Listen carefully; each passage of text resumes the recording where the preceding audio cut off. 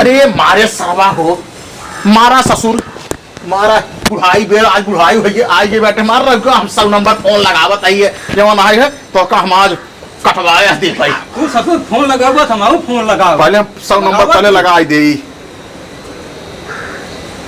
Hello 100 number साहब बोलता है? हाँ हाँ 100 नंबर वाला बोलता है? हाँ हाँ 100 नंबर वाला बोलता नहीं।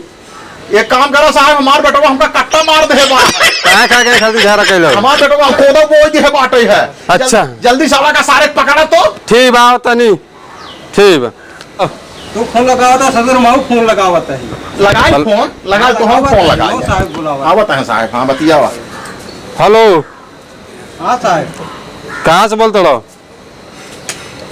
कट कर साहब। हाँ अरे माँ बाबू हमका रहने देते हैं, जल्दी से आवा। कहाँ कहाँ खरीद जा रहा होता? आवा तू देखा। ठीक बा तनी। अरे साहब आई गए, साहब आई गए।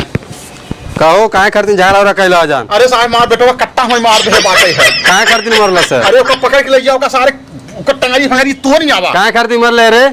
मारे है कहाँ खरीद मरले? पकड़ा मारता है। चलो चलो रुक जा चल। अरे साहब साहब 500 ले लो, छोड़। साहब 500 ले लो, मैं छोड़ तुम्हारे बाबू को पकड़ के लेके गया। पैसा दो, जल्दी दो। चल लेते हो चल।